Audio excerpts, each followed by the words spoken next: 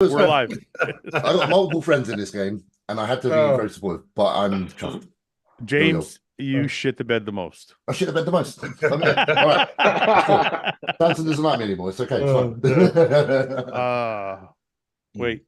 What's going on? What's look at this background. Finally, we got a good background. That's the moment you see the light. I absolutely love that photo because it's like a good shot. You can't fake that. That's like real fucking emotion. That's proper, man. Samson, you are the talk of the bodybuilding world. Mr. Olympia. How are you? You're home.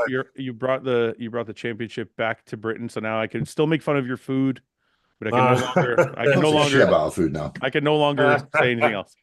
What kind of reception have you received at home? Are you still getting like your phone still blowing up or what?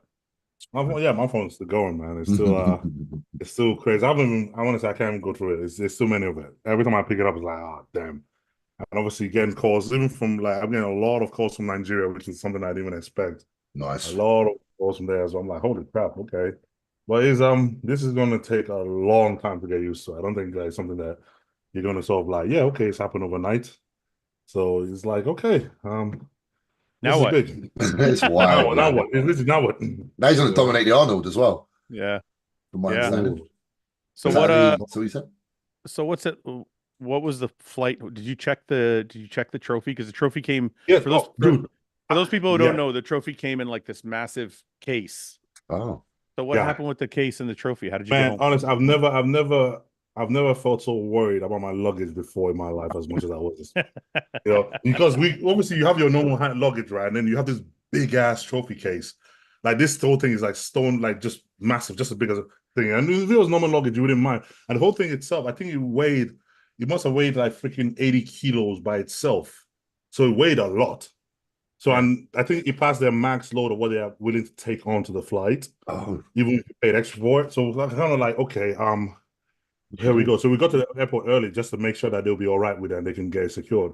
And I was hoping, I was like, look, I don't want no stress. I don't want no drama. Please take it in. Just take it in. So eventually the lady, she sort of weighed it out and obviously kind of thing and put it in. And she put it to the side so they can one of the guys come pick it up from the back.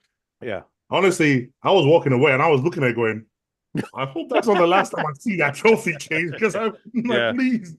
So the whole flight, I was just like, I was there and I was like, okay, it's hopefully it's on this plane somewhere. Please don't. And then when we got to the UK and they brought it out because it doesn't come out in the carousel, they have to take it around the other way. Right. And they brought it out. I was like, oh, okay. Did you bring the People's Champion? Because the People's Champion belt. Yes, it came in his own.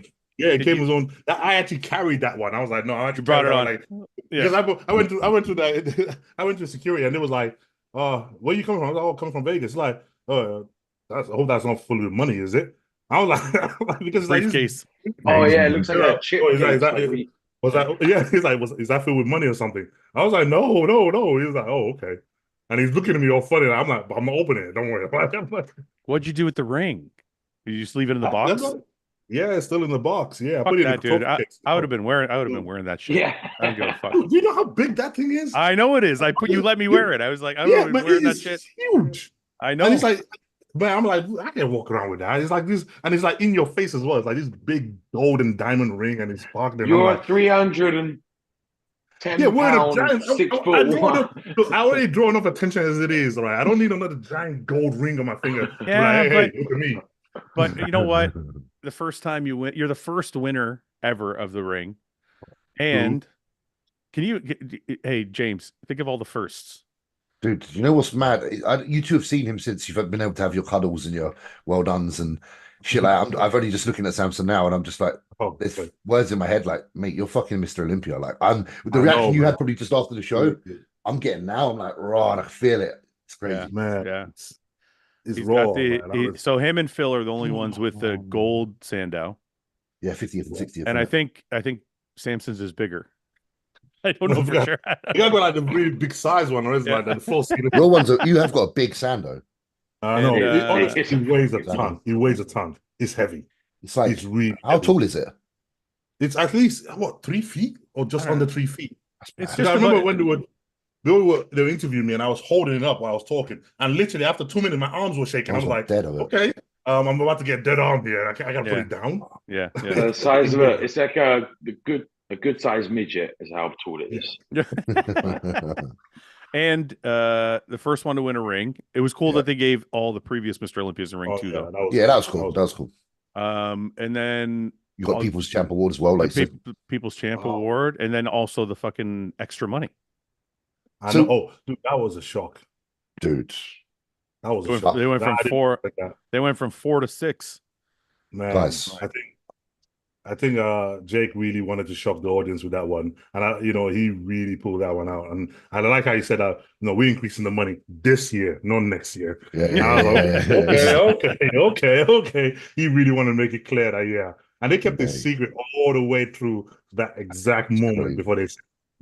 I thought it was funny because after the Arnold announced, I thought, okay, it's going to be a couple weeks or a month or something, and the Olympia is going to say something. They will, and they just kept it tight-lipped all the way to the fucking final minute. It was a really like crazy fucking. But then there's the Olympia has the advantage in that they're not trying to. Whoa! Hey, celebration! Ben's happy for you. They're not trying to like draw people in. They've already got all the athletes going to turn up. Yeah. You know what I mean? So it's not like they're going to try and draw people into it. Yeah, but I think there's still this. I think there's still this like, and I don't know if the fans feel it because I think that to most of the fans, the Olympia is the big show. But I think behind the scenes, there's this push and pull of, can the Arnold become the premier show of the year? It's really weird because before Samson won the Olympia didn't really stand out to me as much for a while. Yeah, he's made it cool again. I gotta tell you, I know that sounds weird, but the Arnold always seems really cool, and Samson winning that in 2023 was like wild. And then I always felt the Olympia felt a bit null.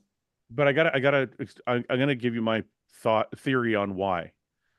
Samson, unlike the other Olympia winners, Brandon was very quiet. Yeah. Hottie doesn't speak English, so also very quiet. Derek was very played the role of Mr. Olympia, but you didn't really get to see who the real Derek was. Whereas Samson, for the last 4, 5, 6 years on his way to becoming Mr. Olympia, has been very doing it out there in his stories, expressing emotion, expressing his hardships, talking to people and really being so in the audience, James. Yeah. When the last two were standing there, the entire audience erupted in chants of Samson. It must have, yeah. So say, how they know? And I think people, and I've received a ton of these messages from people that are like, I feel like I won too. 100%. Yeah. I'm just a mate of yours, and I feel like I've won something. Yeah. The thing is with this as well, you were doing everything that Mr. Olympia should do, even when you didn't have the title. Which just for me tells you how much you want to be Mr. Olympia. Right. It's like they say with being a professional. Before you're a professional, you got to act professional. You did the same thing. You were flying places, guest posing, shaking hands, meeting fans, promoting the sport for a positive light. It's this sport can look very dim and quite upsetting sometimes and quite sad, and there's a lot of shit. You've been the one light in the last few years that's kept this sport looking positive out of everybody. So this is why that you are the best Mr. Olympia. This is why, in my opinion, and kissing your ass because it's true. You made the Mr. Olympia look good again because everything you stand for. This guy in the comment section just said it. Dane says 100%. I feel like we all won. All of us want to see you win. And I think that's what happens when you put yourself out there and people criticize you for your faults or your emotions or whatever, but you also gain an entire fan base that feels the same things you feel. So they want to see you do well. Yeah. Yeah. Samson, your thoughts? It's been a crazy journey, man. And you know what? There's one thing that, because I remember before I started doing the social media thing, you sort of watch loads of people do it. And I was always a thing that I was like, nah, not for me. I don't want to put that much of my life out there. Right. So when it came to the point where we started realizing that for you to do this, you have to have a social media following. You have to have that kind of content with it. And I said, look, if I'm going to do this, then I'm not going to be fake and show half of it and not show the other half. I'm just literally going to show everything and be me. And sometimes it goes against you because you show too much. Yes. But at the same time, I'm like, look, I'm going to be me and I'm going to show you exactly what I'm going through. Not just when it's all glimmer and golden and shiny. I'm going to show you when it sucks and when it feels like you're losing and everything is horrible. I'm going to tell you and say, yeah, I feel like shit, Right. And so they can see the journey, not just when you just made it, but they can see and follow how it happened. And people can sort of come along that journey with you. And, you know, this is something that you kind of get here now. He's like, look, I've done this by showing my life and showing exactly the whole process of how I got here. There's nothing that I've been left out. There's nothing that I've omitted. I've shown the whole process how we got here. So when you get to that point where we win, it's not just, I always say, like, it's not I won the Olympia. It's always we won the Olympia. You know, I can never use any part to say I won. I always say we won. You know, that's what we mean. Sorry, Samson. This Dane guy says again. I just felt like it's a good comment. Samson has qualities similar to Bumstead. He's real, vulnerable, and genuine. No BS image and no front. What you see is what you get. The best champions know themselves and can show themselves. I think that kind of sums it up. Like it's really like, I think that's why I keep getting messages from people saying like, I cried, or I felt like I won too, or like all these things. And plus I think the underdog story is the big one. Like watching somebody come from doing fucking shoulder press handstands in a fucking hotel room because they're in quarantine and not qualifying to all of a sudden, you know, 4 or 5 years later becoming the best in the world is a fucking great story. It's heart, isn't it? It's heart, and that's something that Samson has in bundles. You know what? And seeing you be the way you are is very helpful for people, and I can include myself in that. You help people like me because, you know, things don't always go away, and I know that I go through some good results and bad results. Samson even took the time out. I'm going to say this now. I dropped him a message after prejudging. I didn't want to disturb him. I was just like, don't want to say too much. Just do your kind of thing. He took the time out to message me back and give me some positive talk. When he's got this massive show to concentrate on, he knows he's potentially winning the Olympia. He still took time out to reply to me, and the message he replied to me was about picking me up.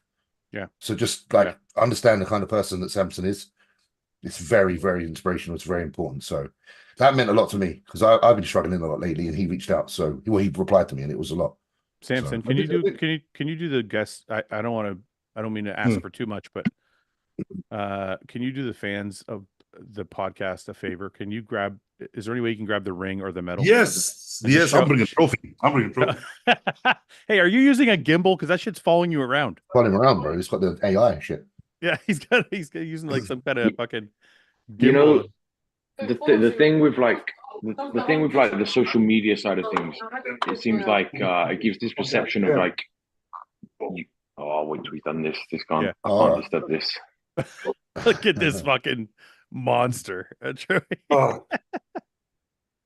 bring it this way. That's the legit Sando right there. Legit. Oh man, you got a Sando on the podcast, man. you got Eugene on the podcast. You know what? That's a podcast first. After is a podcast first. After like 1,000 episodes, this is a first of first. Damn.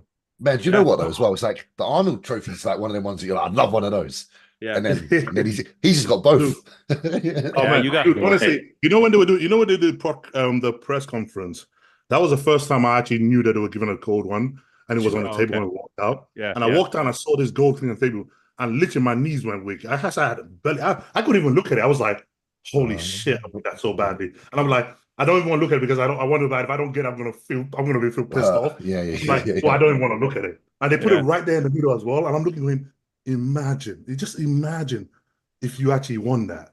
And I'm like, no, it's too much. It's too much. It's too much for you to handle. It's too much. I don't want to think about it. Yeah. And then you see it now, you're like, holy crap.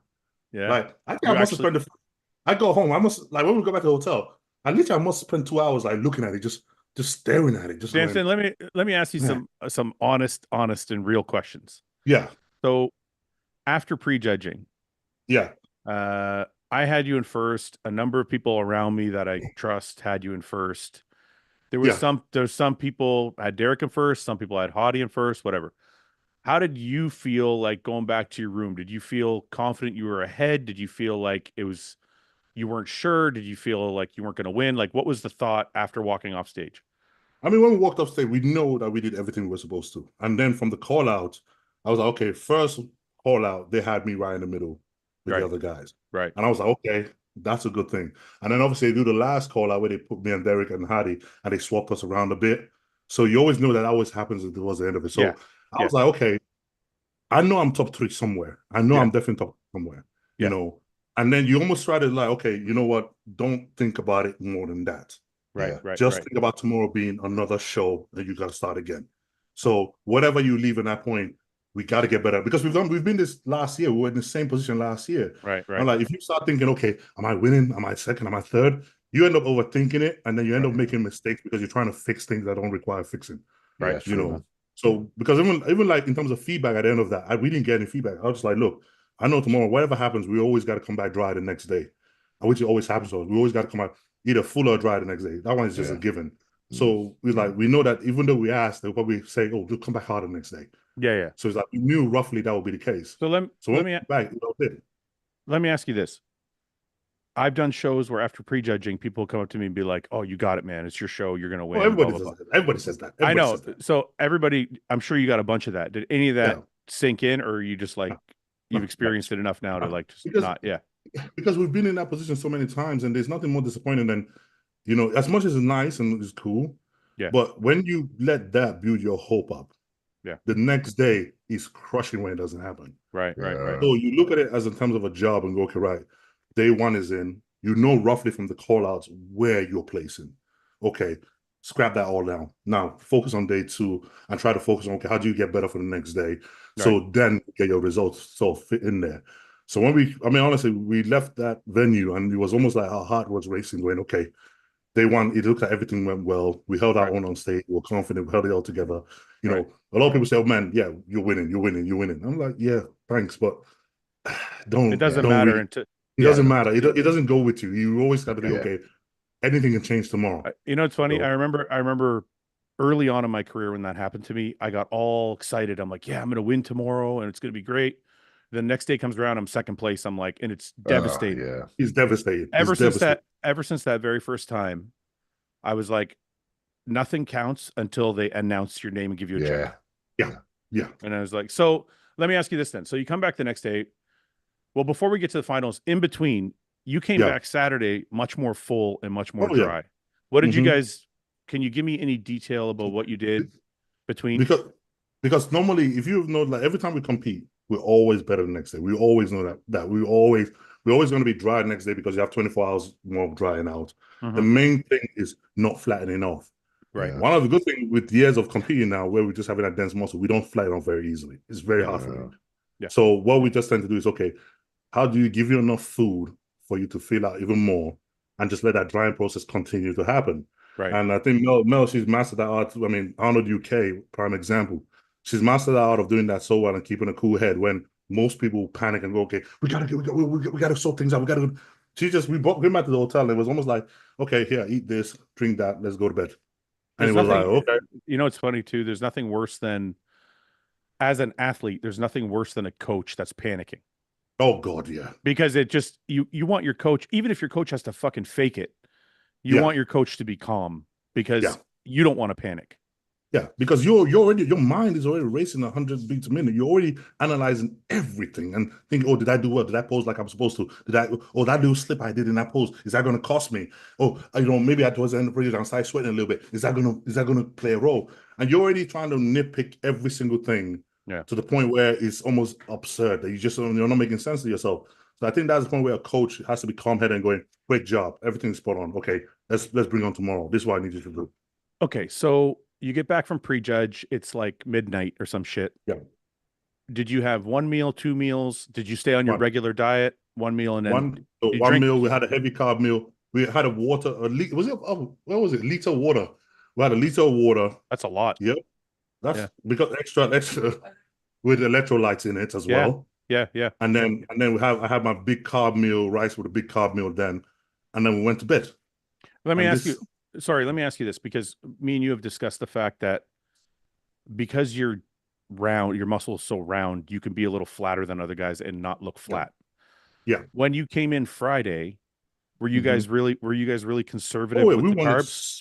We sucked it down. I mean, no, I know that. Yeah. But like, did you carb load heavy at all for Friday, or did you kind of come in like moderately? No. Because we learned from obviously the Arnold UK about how the worst thing we always seem to do in the past was we always seem to give me too much carbs to try to fill me out. And when you do that, especially over a long period, It's almost like if you start carbing up, say you start carbing up on Wednesday, Yeah. which some guys do. Yeah. By the time it gets to Friday, that carb, I'm already so over full that now you're spilling over. Yeah. And this is the look that we always make. Yeah. Just for people listening, but some people need that, but you don't. Yeah, but I don't. And this is what we had to learn that, okay, with me, it only takes 2 carbs to take me from my flat to my bursting full. Yeah. So it's like, don't do it early, because if you do it early, you're going to spill over. Right. It's going to be hard to control that water. So when I did registration and all that, I was still flat. I haven't carved in, and there was no carb. I was still... So registration was obviously Wednesday, and then meet and greets, I was still flat. It's when we got home from the meet and greet. That's when I had my very first high carb meal. Eating, and then through the Friday, it's like, okay, you just had your stable meal all through, and you just kind of in. So even though we came in a tad flat on Friday, it was literally our attention. Go ahead, James. Sorry, you want to say something? Yeah, no, because it's nice, because Samson and Mel, whatever they do, they feed just up to the show enough, whereas most people feed over and then pull down the fluid.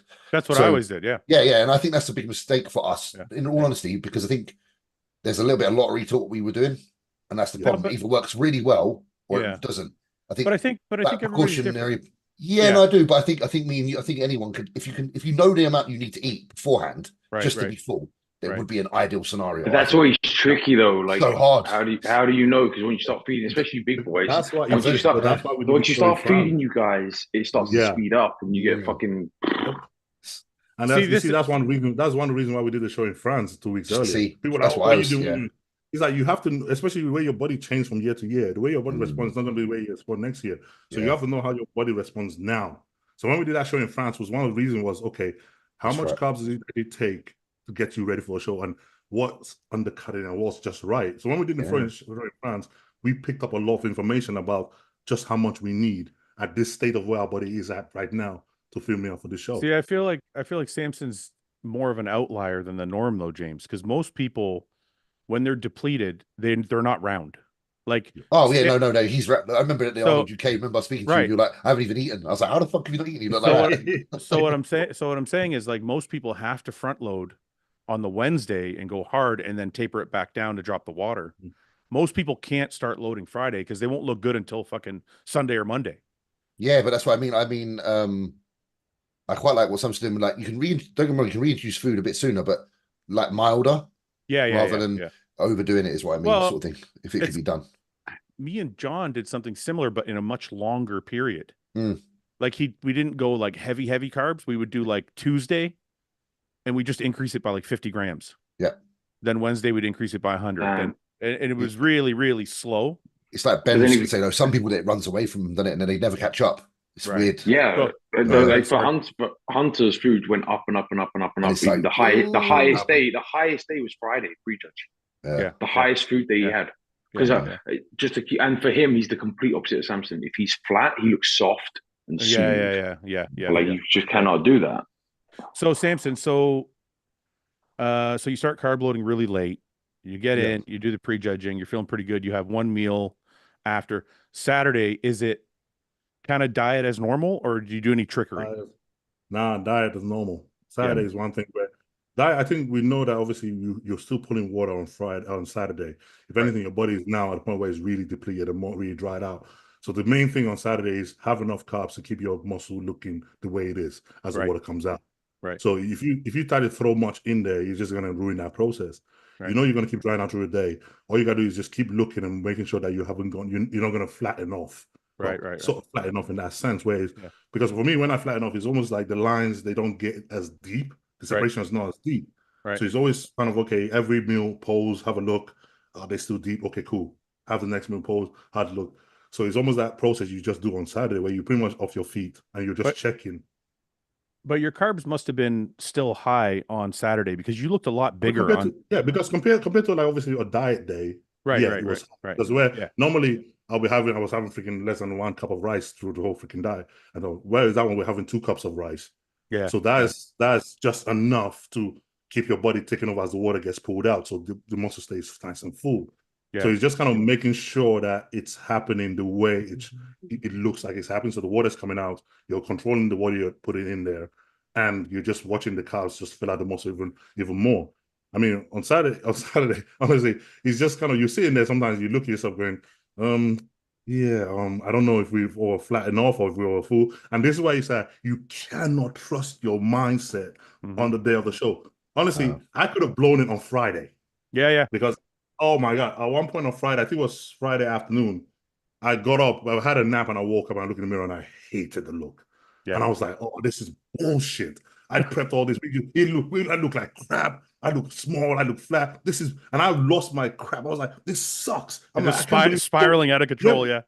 I'm like, and it was just getting worse and worse. I'm literally have to sit my ass down and say, shut up and stop and just take it. That's a good woman. That's why people, when they say you don't need a coach, it's those times. Yeah, those times is when I remember for Vancouver, I was sitting backstage and it was like a long wait for some reason. And John was with me, and every half an hour I'd walk over to him and go, "How do I look? How do I look?" He'd be like, "You look the fucking same. Go sit down." I come back half an hour later, like, "How do I look? How do I look? The fucking same. Go sit down." So it's like sometimes you need that person there to be like, "You're fucking acting nuts." Yeah. Chill the fuck out, right? So that's why when people say like you don't need a coach, you know, that's the point. That's the moment you do, because that's the moment where your mind and what you see and what you actually are completely different. Because I could swear I look at myself in that mirror and I'm going, I look soft, I look small, this is all horrible, this is crap, we've ruined everything. Everything, and it starts spiraling in your head. And no matter what you see, no matter what, you go to all different mirrors, right? You go all the oh, this mirror, I'm stuck in this mirror. Oh, the lighting sucks. And you go everywhere. You're checking for the perfect, and you go, I can't see the same lines the same way. I can't see anything. Oh, don't. She said, oh, do you want me to show you a video? I was like, no, I don't want to see it. And it's like you start spiraling, and I think it's got to the point where I'm like, okay, we spoke about it so much during the prep.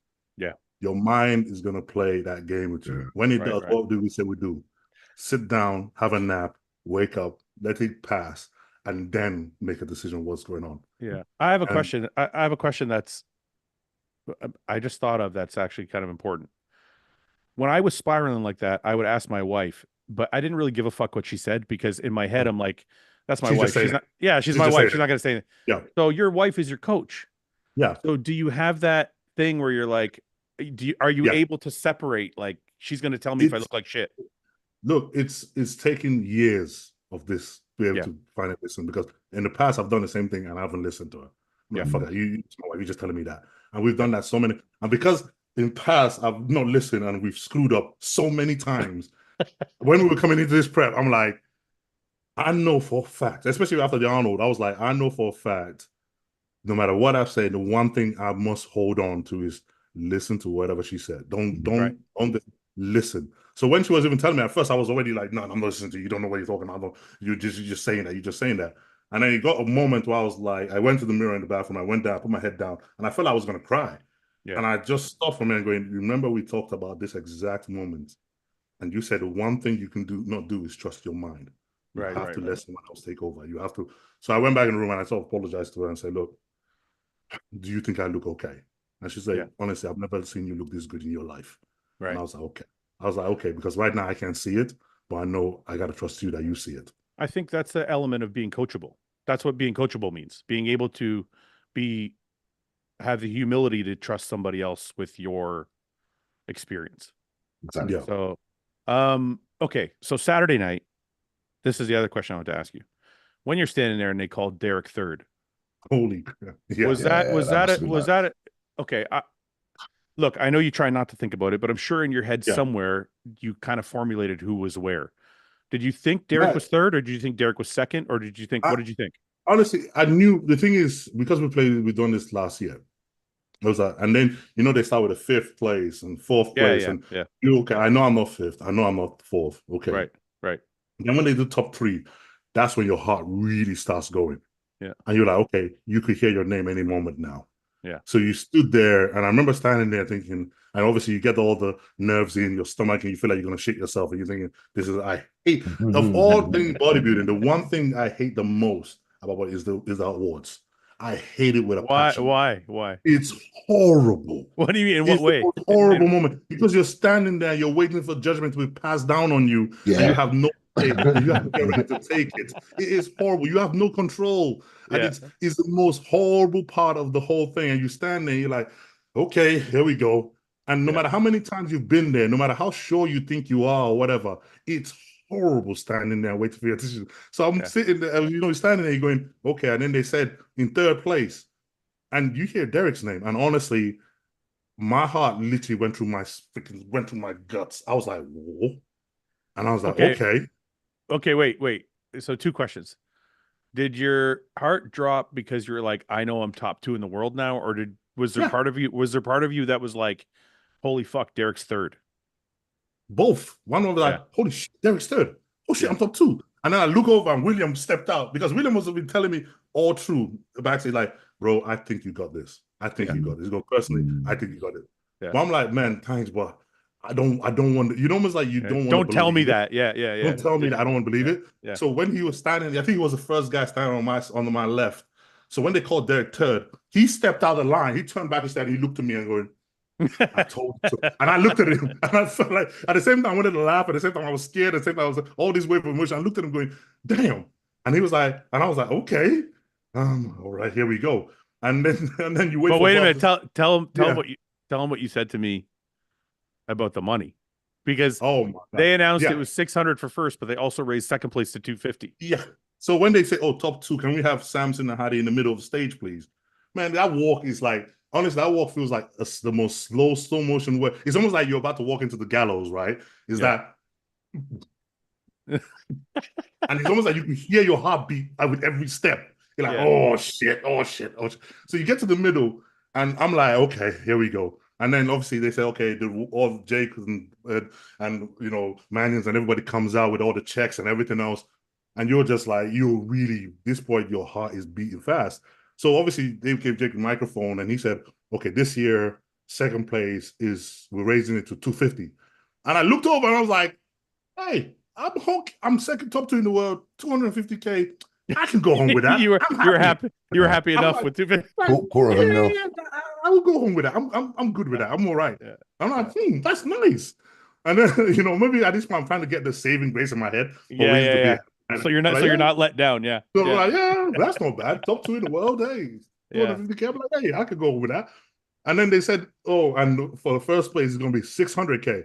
And man, I almost felt like I was gonna keel over at that point. Like, yeah. Did you just say, oh, like, okay, all right, dang, all right, that's a lot, Holy and fuck. You can only imagine standing there in that spot while you're thinking, man. Okay, let me ask you a very direct question.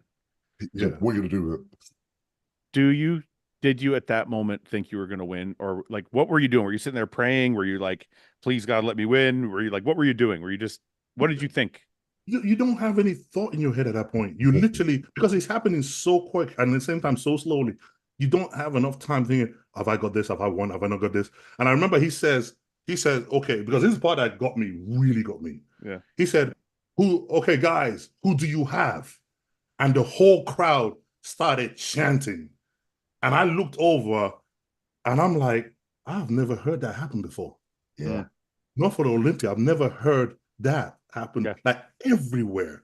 Yeah. And I'm looking over going, you know what? It doesn't really matter. Right now, right here at this spot, hearing that, it wouldn't matter. Yeah. And honestly, that was really what it felt like. It just felt like, you know what? Yeah, I'm happy. It doesn't matter. Right. Right. And then when he said, and new, and I was like, oh shit. And it wasn't that pause very tricky, right? I'm like, because I was wondering, what would he actually say? Because obviously, I don't know what I would be. Yeah. When he said it, I felt like a retard because I jumped out of my seat. A lot of people jumped out because I'm like, because I thought Hadi's already won, so he wouldn't say and new. So I got up and then I'm like, oh wait a minute, and I sat back down. Because it was almost the same thing. I heard the old crowd go, okay, and I was like, oh, okay, is that okay? Wait, we're not ready yet. And I think at the same time, I was thinking about that thought when he said, "I knew." Oh, is that me? Is that why he then called my name afterwards? So it was almost like before that thought could actually go through my head, like, oh, is that me, or is that? That's when he actually called my name on it. And honestly, at that point, man, the emotion that comes, it drops you. It just drops you. You can't. I don't even know at what point I landed on the floor. And next thing you know, there's somebody on top of me. I'm like, holy shit, what the fuck? It just drops you, and you almost like the emotions that flood through you at that point. It's surreal. It's absolutely surreal. You just can't believe that it's happening. Fucking amazing, man. It's fucking. And then Bonac came and just jumped on top of you, and then everybody. I think everybody. Look, Ben said it to me afterwards. Hottie was kind of facing you. Well, he said to the side. Yeah, we were top two, and he kind of like stepped to the middle, and he just like kind of turned himself to you to be like, "That's your spot right there." I don't know if that meant he knew, or he thought you were going to win, or if he was just like, "It's me and you." I don't know what that meant, but it looked like Coleman in 06. He was looking over. I think he knew the guard was changing that day. I feel like he felt it. Oh, you think? Sorry, yeah, sorry, you think Hottie was thinking? Yeah, he was like, okay, I can see, I can feel. There was an energy, man. There was an energy already. After prejudging, there was an energy. That's why I said to a lot of my friends, I was like, I honestly think this, I think it's Samson's time. Yeah. I'm going to read this comment from Michael Holder. Samson, you're an awesome human being. Congrats. Ben, great work with Hunter. Fouad, happy belated birthday and mad respect to you. All of this was and is made possible because of you being the man who runs the show. I wouldn't say that, but thank you. Thank you. There was a couple paid him other... to say that, didn't he? He paid me to say that, actually. This other one here from Sean Rise says, congrats on the win, Samson. And quick question, what's your favorite body part on yourself, and what's your favorite workout? Oh, back is your favorite body part. Because honestly, because it's the one that the one that is your weakest one, the one you want the most. Yeah. And you want, so it just becomes your favorite because it's the one that you're improving the most, it's the one that took so much more work. So you just end up being like, yeah, that is your baby. Yeah. Chris Gutierrez says, I just teams to say congratulations to Samson. I don't know what that means. I think it's just obviously a spelling mistake here, but I think he's saying just congratulations. Also, question for Mr. Olympia. When during the show did you know you could win the damn thing? Well, we kind of went over that already. So you didn't really know until they called your name, right? You never really know. I think, as much as you try to like, okay, I know I've put it all together for this one. You don't really, there's nothing that will ever let you really know that, okay, I'm definitely winning this. You never get that. But I don't know, maybe other guys do, but I just never get that. Emotional damage. I love that so much. I can totally see Samson's dog jumping on the table and grabbing the Sandow. What else do we got here? Any other? Okay. Big Ron. I'm assuming that's Ron Partolo. I don't know. Big Ron said Samson dropping to the floor was the first time it ever seemed genuine that someone won and their legs gave out. I wouldn't say that. I think Ronnie had the same. I don't think Ronnie was faking it. Do you? No. Did anybody? No. I know people were saying. I remember people were saying that after like the third time he won and he fell to the floor. People were like, "Come on, man! Like you knew you're gonna win. Why are you falling down?" But I'm like, I can't imagine being the best bodybuilder in the world isn't. Man. Well, especially when you know the trials and tribulations and no one else knows. And on the third one, surely the pressure is just even more. Like the first one, there's some pressure, I imagine, but to like, I don't know, I'm just theorizing. Second, third, the pressure must get more and more. Well, because that's why I think Chris Bumstead is so like, imagine the pressure he has to fucking retain. Yeah. Well, it's like we always talk about, Ben. It's like when you're the underdog coming up, everyone in the audience is chanting your name. When you're 3 times, Samson, they ain't doing that. They're not doing that in 2 or 3 times. They're not doing that again. Well, okay, right. Well, okay, who's taking this guy out of that spot? They're bored of you. They're bored of you. He's been there too long. Move on. Well, it's funny because it's only been like 2 days, and I'm already seeing like comments that are like, "How long can Samson retain?" He's like, "I think Hottie's going to take it back next year." Like they haven't even like let it like sink in. Yeah. So, Dylan Cannon says, "What's Samson going to do with the 600K?" Well, it's not really 600K once they take their taxes. Yeah. And he also said congrats. Sorry, go ahead, Samson. Thanks, man. Because I said this one before I even went to Olympia. Because someone asked me a question when I was going, "Oh, what would you do if you went to Olympia?" And I said, "Look, man, I've always said that. Look, I'm opening my own gym, man. I want to buy my own gym. I want to have my own private spot where I can actually train and actually focus on the rest of my career." So so that's one thing we're definitely going ahead with this time. But just so people know, you're talking about your own private space. Private gym. Yeah. Mm-hmm. Fouad, how much did Samson get from the hostile bonus?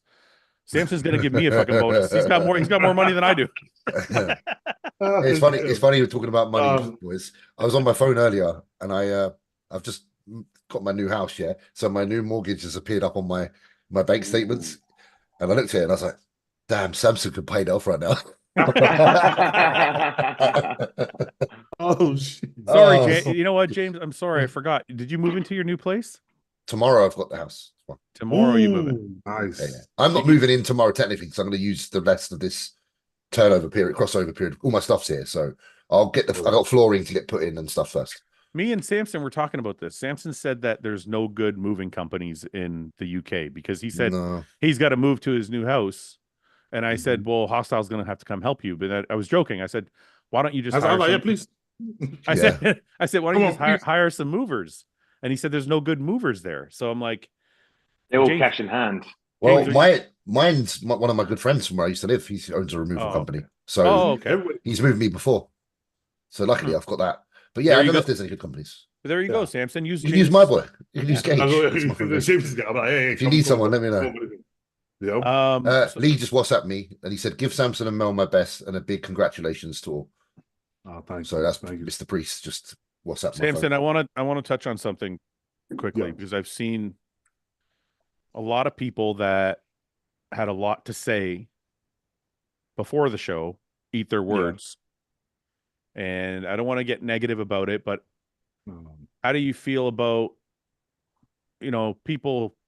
I mean, look, there are people that were nasty about you choosing Mel, and then there were people that are in the industry that were like, they just didn't believe it, or they were like, it's a bad choice, or this is that. Yeah. I mean, I always say, like, look, people that knew my history and they followed me for years and they watch my story and they watch my training video, always seen Mel train with me, always seen her playing her part in the whole role. So for them, when I said, I was going to, especially after the Arnold UK, I said, look, I'm going to stick with Mel. She's going to coach me. They were like, oh yeah, makes perfect sense.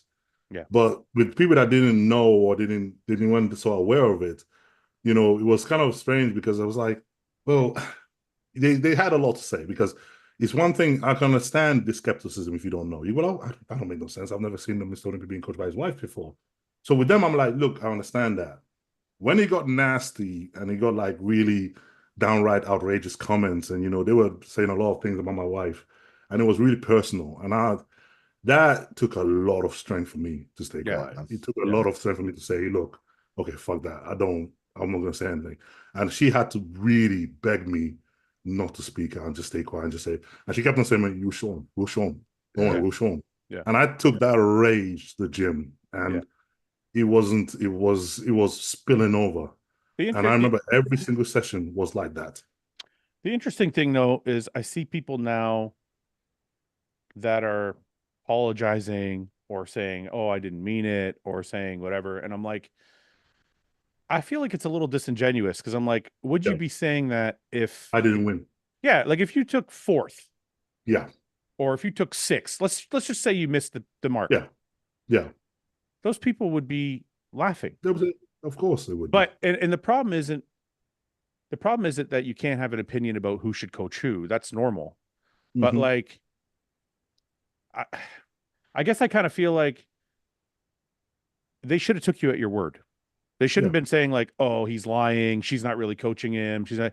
And then now they're saying sorry. But I wonder to myself, would they be saying sorry if you didn't win? Their sorries don't mean shit. So fuck them. Yeah, I'm just like, honestly, because they weren't there. They didn't give a shit, and now they're giving shit because you're the high and mighty. The real people who support you would say, well, good luck before, and they'll celebrate after. Yeah.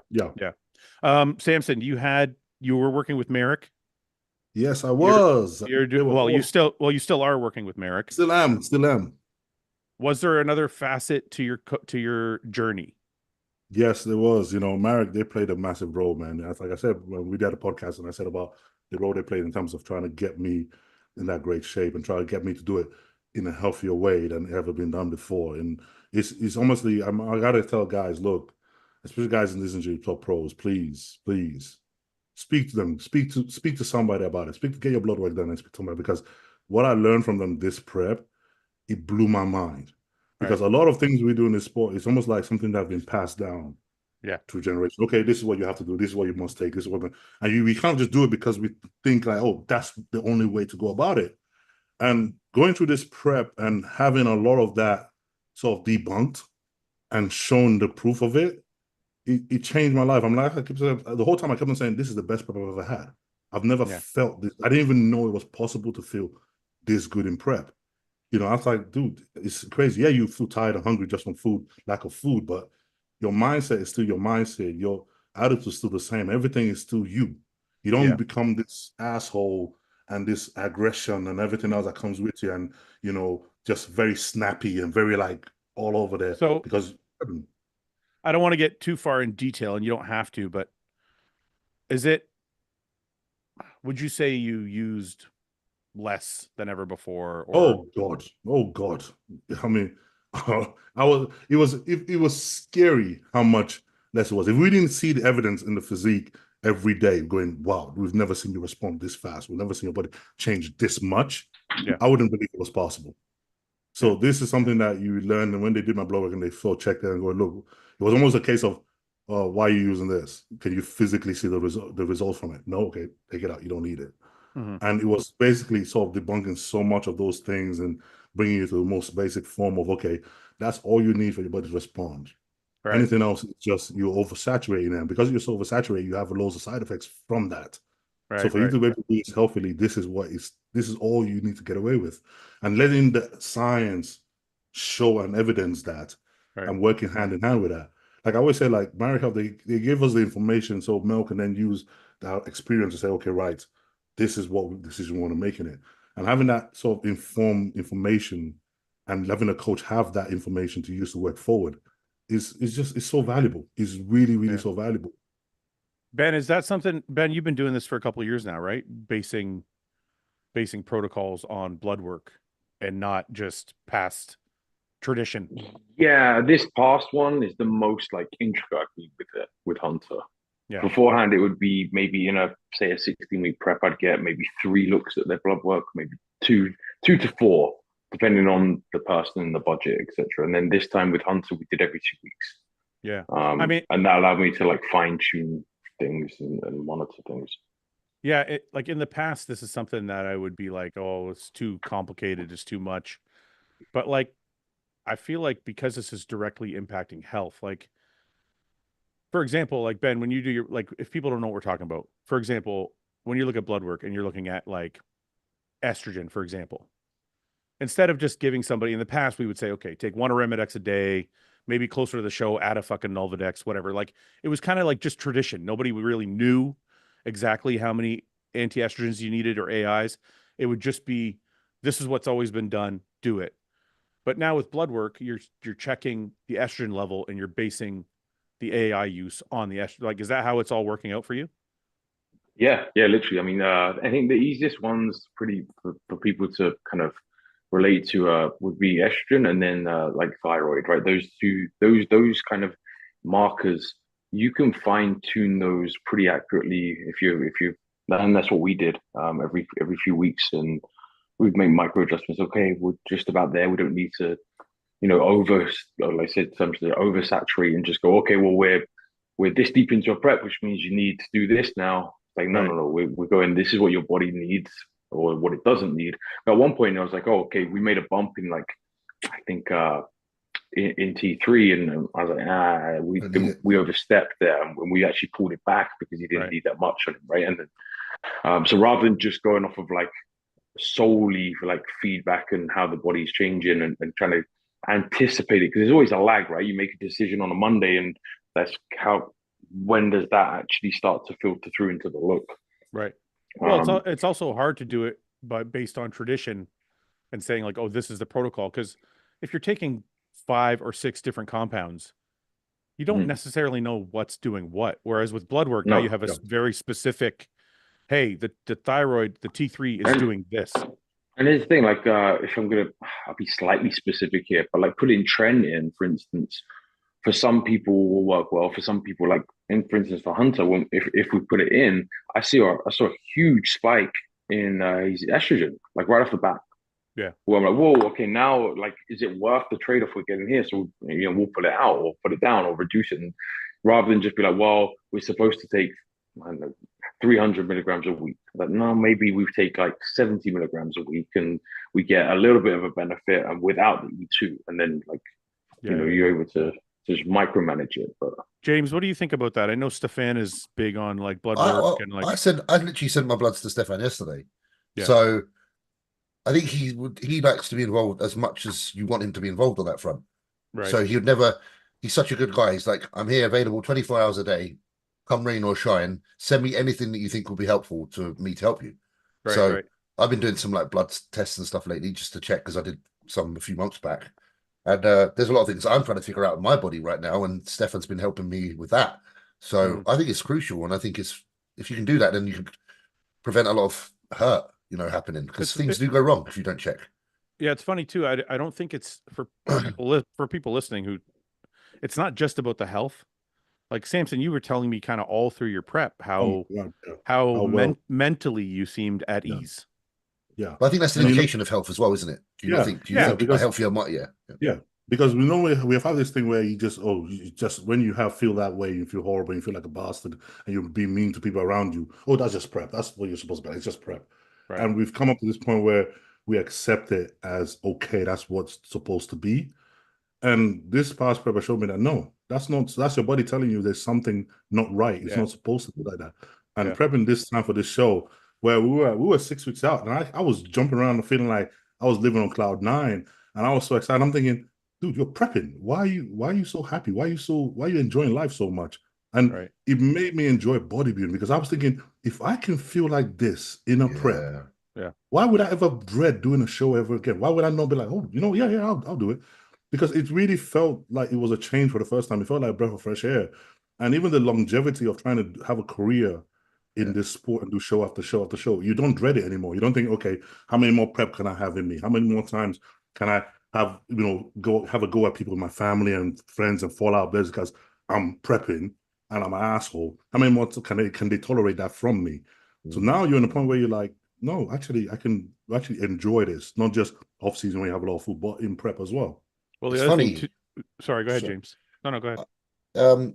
I was in the gym the other day with a few guys, and I was just talking about one of the components that's like so important to become Mr. Olympia. It's not just your like genetic shape, your structure, blah blah. Like, I'm not saying it's how you respond to things, and it's how your body deals with things. And you can tell someone's healthy if they're able to do show after show after show and still improve. That's the biggest indicator of being a good someone that could tolerate. And I don't know what Samson's genetics are, but obviously there's a good component in there that his body isn't like downward spiraling from competing, which a lot of people do, and they could probably keep on top of that more if they did what you two are talking about now. Right. So for those who think they don't have the genetics, maybe you do, but you just don't know how. You don't know because you're piling in. Exactly, and I'm victim of that as well. I know I am. I need to check on that so that I can do more shows, because I only ever do like 1 or 2 shows because I feel like I'm beating the fuck out of, which you can avoid that. You've shown that. Well, the other thing too is health wise. I think guys are always like people in general are always like, oh, you can't compete too much because it's hard on the body and this and that. I think if you're watching your blood work while you're competing, and you're basing protocols and you're basing your competitions on your blood work. And not that blood work tells the whole story. Obviously, there's other things you need to do, like calcium scores and everything else to make sure that you're healthy. But at least it gives you a good idea trend wise. Like if you're doing blood work once a month or once every couple of weeks because you're trying to monitor your protocols, at least now you can see, okay, my liver enzymes have been climbing slowly over the year. Okay, I need to take a break here, or my kidney numbers are climbing or not climbing. Maybe they're going down. Like, I think for somebody like Samson who competes, like let's say you want to win all the big shows and take home all the money, you're going to need to fucking make sure that you're healthy enough to go, right? So anyway, that's it's a new way of doing things that I'm actually really, really impressed by, and I think we need to talk about it more, because the traditional way of just passing down. Well, you need to do this much trend, you need to do this much EQ, you do this much fucking Anavar. Like, I think it's maybe a little bit outdated. This, I mean, everybody's tolerance for different compounds and dosages is different too, right? Yeah. I was like, I've seen people be able to hammer some stuff. I'm like, man, your blood work should not look like that right now. Yeah, well, that's blood work. Yeah, that's what Stefan said. I asked him about hyper responders, and Stefan said it's more about hyper clearers. He said the guys who can take the drugs and clear them without them actually affecting their health are the guys that usually do the best. I remember Dr. Scott Stevenson theorized that like years ago about them being able to like cleave and metabolize the ester much more efficiently. And this is why guys that, so it's like if Samson were to ever tell his dosage, which he wouldn't and shouldn't, people are never going to believe him anyway. Like I can't see what Hunter's running because people will be like, "Oh, you're full of shit." I hope you do one day, Samson. Just so because people are going to have a fucking shit if they. I think again, not to say anything, but the first Olympia Samson did, he gave me kind of access to what that cycle was. If it's lower than that, it's ridiculous. He's almost taking nothing because it was fuck all. It was minimal for the first one, so it's like, you know, it's pretty crazy. But then I've also seen it with, say, someone like Hunter, and I'm like, well, he doesn't need that much to be that big. Like these guys, there's such a genetic component, and it's like, well, I don't want to say bodybuilding is all genetic. It's clearly it's not all genetic. Let's assume everybody works at the same work rate, which they don't. But if everyone did, it's then a genetic differential, right? Well, there's nobody can deny that there's a massive genetic component, whether it's genetics to get shredded, whether it's genetics to metabolize drugs, whether it's genetics to put on muscle, whether it's genetics. It's all things combined. But but there is a huge genetic component. So, you know, taking 100 milligrams of something in Samson versus say me into my like whoever, it does different things. It's not the same. But that's the other reason why I hate when I see someone go, well, James's stack was this, so I'm going to do the same stack. And I'm like, everybody's fucking different. That's why when people ask me like, what did you take? I'm like, it doesn't really fucking matter. Because like even if you just look at the four of us, or if you look at like the bro chat crew, or like everybody, like Ian did his whole career on 750.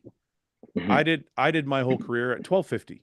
So like everybody's just different. Everybody has different. I feel like broadly speaking as well, most guys with their drug use, I'll do it this way, it does this, and then they start, as they get into their prime, they start tapering down their drug use. Right? Well, I think everybody, I shouldn't say everybody, I think a lot of people in this sport want to experiment to see what they need.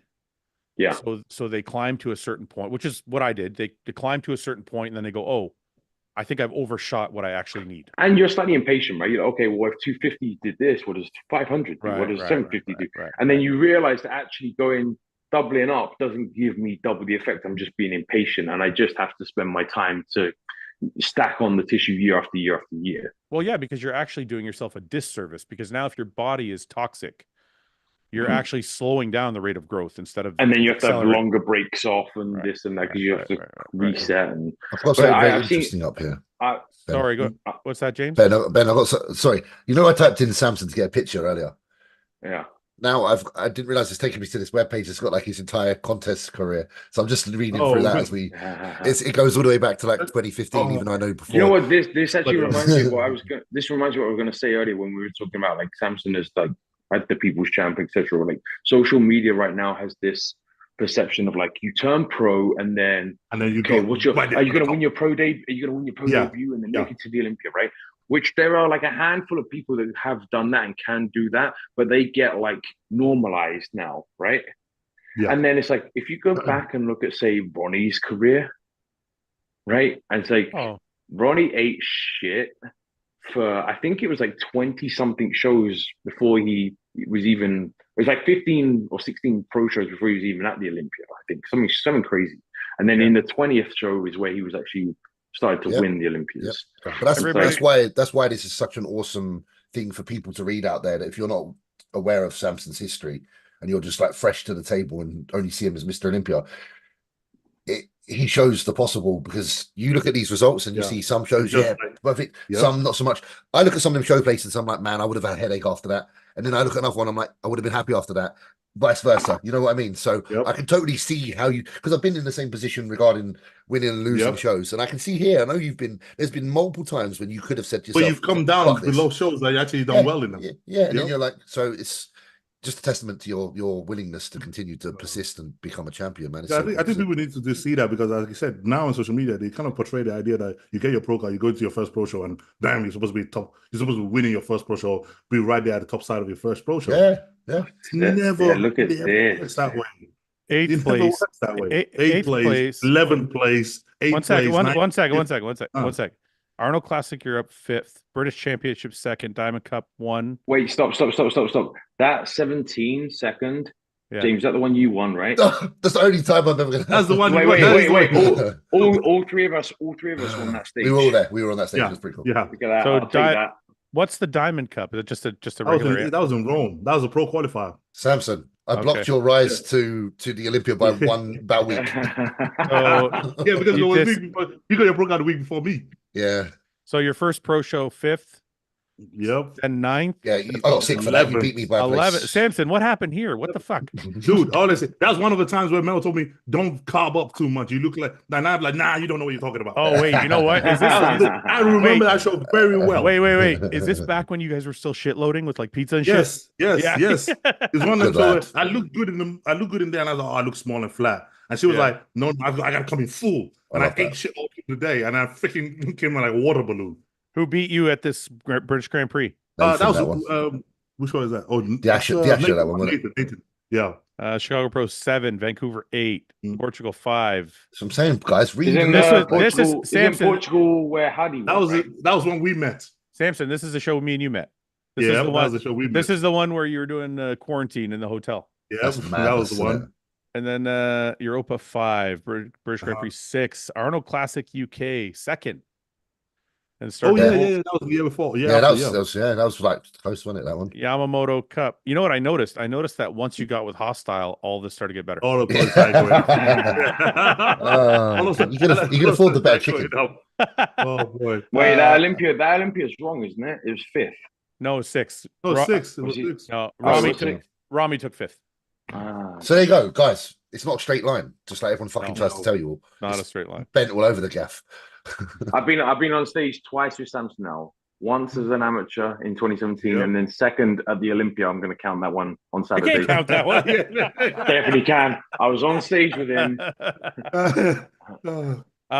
Question for you guys: do you think, from Cameron Grant, do you think Martin deserved 3rd and Derek 4th? I don't think people would have argued it. He was really good.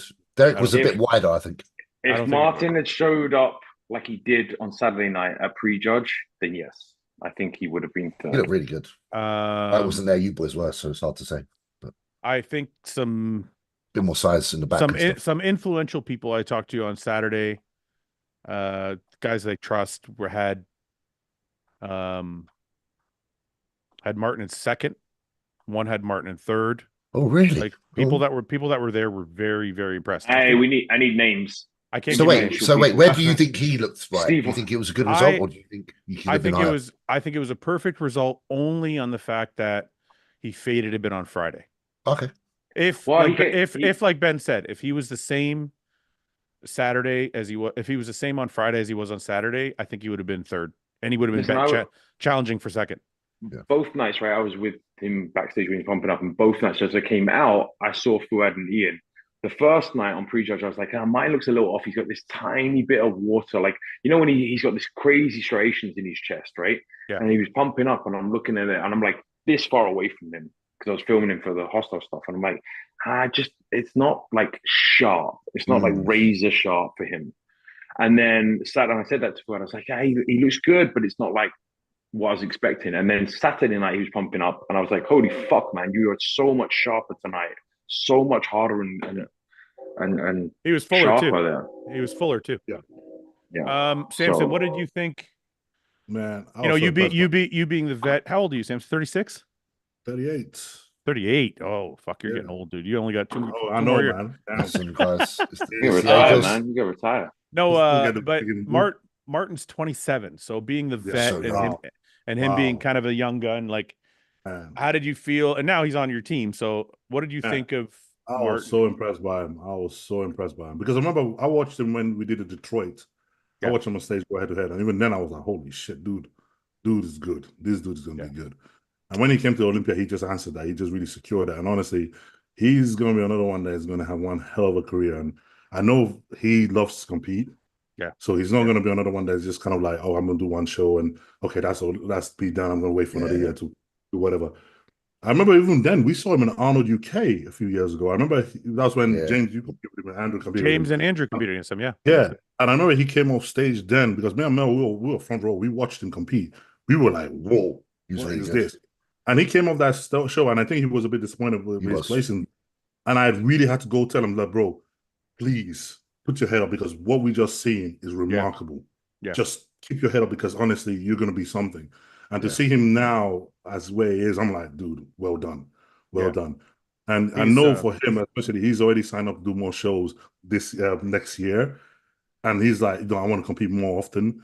And I'm like, man, dude, he already got that spirit for it. That spirit of, okay, I love this. I want to keep doing it for as long as possible. And I think he's going to be a phenom in this sport, honestly. Kid's got a lot of fire, man. Like he's got a lot of fucking emotion behind it too. The other thing, I'm jealous of him because he's like Ian in that he's not a food guy. Like he loves to prep. He loves to eat diet food. He doesn't eat any shit. So honestly, I know people think that's probably something small, but that's a huge benefit in this sport. Oh, massive. Because it just makes your prep.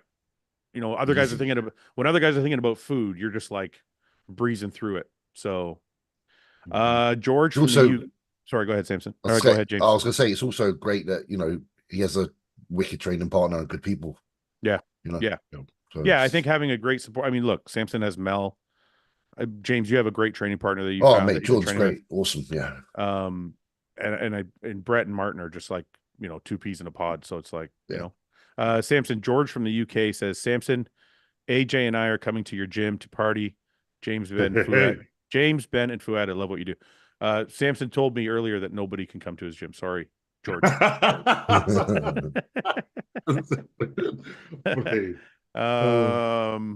Robin Scovebo says, ask the guys if they hold their shaft when they pee. Interestingly enough, we had this conversation on Bro Chat, and someone said, do you wash your hands before or after you piss? And I said, I don't wash my hands because I don't touch my dick. I just pull my band down and my dick comes out and I piss. And then Mike was confused that there was no shaking. And I'm like, well, you shake the band and, and it shakes the shaft. That's some weird shit, to be fair. I think that's an odd. I piss all over the floor if I do that. I got tested that because I remember when we were working building site and your hands are all dirty and shit and you got to go piss. Right. So you're almost like, dude, I ain't going to freaking, and then you ain't going to, I'm like, okay. So you just leave your trousers to hold it up and you just kind of like. Right. That's what I'm saying. Okay, that'll do. Yeah, but the older I get, the band shake don't work, man. my Yannick is in the toilet half the time saying he pissed all over the floor again. Oh yeah. And that's even if I hold my shaft. James, you gotta hold it. You like have to direct it. Yeah, bro, it's terrible. Yeah. Holy fuck! What's wrong with you?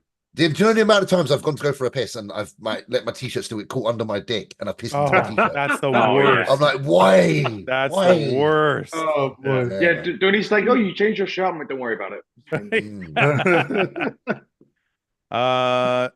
Samson, please change your chat name to Mr. Olympia Samson Dauda. Oh man, because everybody's saying that because you gotta change it. But honestly, it's the coolest thing though. It is the coolest thing. That one's legit. I might change it on my WhatsApp, and I'm like, yeah, because it's not because it was the next day we had the conference after the show, and like the champions conference and everything else, and obviously people asking for autograph, and I remember the first guy that came in and I just signed like normally Samson Dauda, and he goes, no, you got to put Mr. Olympia now, and I was like, oh yeah. And I was like, damn, and you just completely just left me. I was like, and then so the first one I did was for him. I put Mr. O number 19. And I'm like, that is the coolest thing I've ever done. I was like, that's okay. The best, man. That's the best. Okay. That one, I was like, oh, that one, he really touched me. I was like, oh, that was cool. Dude, you know you can do that for the rest of your life now? I know. Do you know how to say it? Honestly, I'm just like, yo. I said that to Samson the day after the show. I said, you know what, Samson? I said, no matter what anybody says now. And I think we had the same conversation after the Arnold. Yeah. But no matter what anybody says now, you're forever a Mr. Olympia. Doesn't matter what happens. Doesn't matter if you show up and you take 25th next year. It doesn't matter. Man, you're gonna be one of those old boys. You're gonna be one of those old boys walking out on stage getting like awards and shit. Yeah. Like, hey, I'm back here. Samson, who's your favorite athlete of all time? I don't know if they I don't know if they mean just bodybuilding. I think they mean athlete overall. Everywhere. Yeah. Man, I think Mike Tyson, Yeah, that's a good one. I think so. Mike Tyson. I got into bodybuilding because of him, Samson. Austin says, is Samson doing Detroit? I don't think he's allowed to anymore. I'll be there. I'll be there watching. He'll be there. Yeah, he'll be there. Is Martin allowed to defend? Yeah. I've talked to Martin about his plans. I don't know if he's going to be Detroit. He'll be there. I've heard his plan. He sent me his plans. I'm like, yeah, huh? Well, let's be like, I haven't even spoke to him, but he's definitely going to do the Arnold. He'll be there for sure. He'll be in Detroit for sure, shaking hands. I don't know if he'll be on stage. But then again, all of us will be, because it's going to be a fucking huge meet and greet, right? James, you're going to make it this year, right? I need to make no. You non-committal fuck. No. Listen. I got no. I'm not going to say anything. Just watch. I'm going to do a Samson. I'm going to do actions. Don't do a Samson. I want to know so I can market it. I'm going to do actions. I'm just going to put. Listen, I'm just going to put you on the poster. Put me on the poster, and then I will feel obliged because I'm a guilt. Yeah, I'm going to be like, James is doing Detroit. Everybody you heard it here first. Doing or coming? Sorry. Doing? Or you mean? No. He's doing. He's competing. I'm going to put him on. I'm going to put him on the poster now. I'm on the poster. He's strong arming you into actually competing. Okay. Stefan, we've got to start prepping in how many days then? No, you got time. You got time. Let's see. What am I missing here? Anything else? That's why he went and had blood work done. I know James is sneaky. That's why he's doing it. He's lining up a pre-prep blood work, pre-prep blood work. The serious stuff. Serpent Wallet says, I was at the Mr. O and they said Samson's name and I teared up. Amazing. Okay. Sean Rise asks again, panel question. What's y'all favorite cheat meal? Samson, you go first. So always been pizza. Me too. Pizza. That's why we see eye to eye. James, what's yours? Ben, I know you're not a pizza guy. Man, I like a fish and chips, mate. I knew you were going to say that shit. Some shitty British fucking dish. Can I lay mine out in courses? Yes, yes, surely. Yeah, appetizer, dinner, dessert. I'm not an appetizer, but I'm a ribeye, cornbread, and beans, and then ice cream. That. Okay, that's a good one. If I was going to try and not feel like shit, that would be the cheat meal I would eat. Mate, honestly, it's one of the reasons I moved over here. Denise made me ribeye and cornbread. I'm like, fuck this, I'm here. Okay, but I think we can attest, James, because we were there when Ben's in-laws put out that spread. They do a good fucking spread. The steak and the fucking yeah, it's very good. Fouad asks Samson if he likes to get caught. You guys don't know what I'm talking about. Because we know what you're on about because you love it.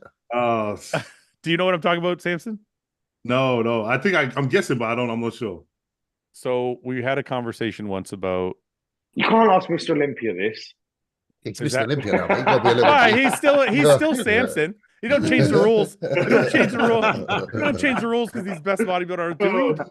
Thousands of kids out there are looking up to him now. Yeah. Maybe we have to change. I can't ask. Millions actually, more than congratulations, because I noticed on your Instagram it's gone over 1 million like quick time. Yeah, you're right. You're right. I can't. We have to leave Samson out of these disgusting conversations. I enjoyed the thing a bit though. It's too lowbrow for Mr. Olympia. We have to. Okay, what are we doing here? I had a question. Oh, predictions. I want to show you guys. Well, before we do predictions, Samson, I want to show you. I want to get. Okay, so really quickly for people watching. That's weird. Normally, I'll make a decision on this, and then I'll send it to Samson, so Samson can make a decision, and then we just put something out for everybody. But I thought it'd be fun to do this on the podcast. I have a bunch of shirts being made for Mr. Olympia. So I want to show everybody. I know it's not a surprise anymore, but it's okay. I want to kind of do it with everybody watching. You like to get caught. You like to get caught on this as well. You like to get caught. I like to feel, you know what it is, James? I like to feel like everybody's part of the company. Good. We're all part guys, look. Okay. Nice. This is kind of what we have planned. So we'll go through. These are some of the shirts. So this is the first one. That's number 19, by the way, if you were wondering. And you got number 19 on the sleeve. Oh. Next one, number 19's got your signature, HOSSTILE H on the side. And then this one, We're gonna decide on one of these or maybe two of these, and then this one I like. It's got the lion crest. Oh my god, yeah. In the front. I don't know if we're gonna do this. We'll probably do I these. like that one. We'll probably The do these. bottom one's my favorite. I like Really that cool. Really cool. You guys like the green? Oh, Yeah, it's really cool. You got the line with the crown on it and everything, man. That wow, that looks cool. Yeah, let's zoom in a bit so people can see what we're talking It's about. really, really cool. Yeah. Samson, you don't have any tattoos, do you? I do. Do you actually? Oh, yeah. I go. Shoulder. Being Mr. Olympia. Why are you being racist? Why are you being racist? I couldn't see them because you're skin complexion, all right, mate? Fine. What are your tattoos, James? Samson? I got like the tribal one all down my left shoulder. Oh, you have everything. Yeah, sorry. Yeah, and it's not even. It's just because of skin tone. I'm not gonna lie. You know, it's like the No, I was just gonna say because being Mr. Olympia, there's a lot of people that would like get that on them maybe one day. Do you know what? Mel said the same thing to me this morning. Yeah, you should get She's number. Like, you should get Mr. Olympia number 19 on your shoulder. I was like, what? And she started laughing. I'm like, what? She said exactly the same thing in the morning. You know what you should. You know what you should do, Samson? Get it branded. Don't get it tattooed. No, I'll get it like a hardcore. What the fuck's wrong with you? Okay, going back.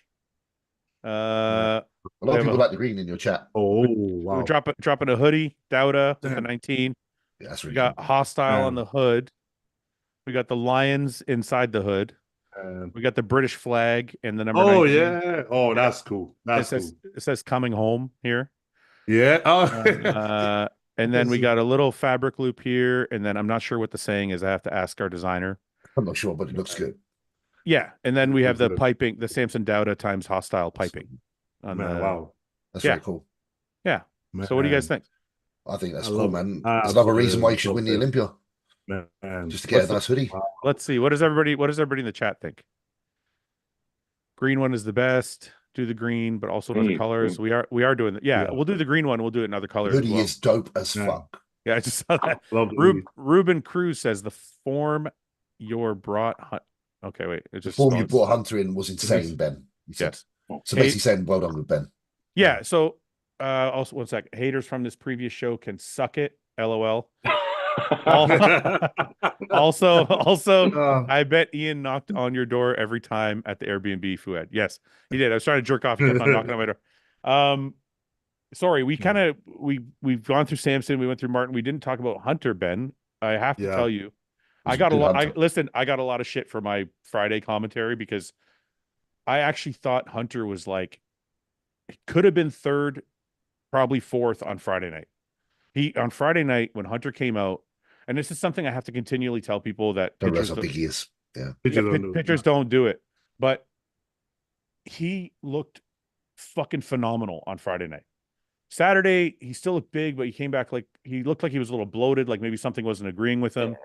You know, we were feeding him and he was getting better, and then right around 3 o'clock, the meal after sat in him heavy. Yeah. And he couldn't clear it. Were you doing it? Were you doing a different type of food, or was it just like the food? No. I mean, I think just the fact of like having very, very low water input at that point, digestion can get a little slower.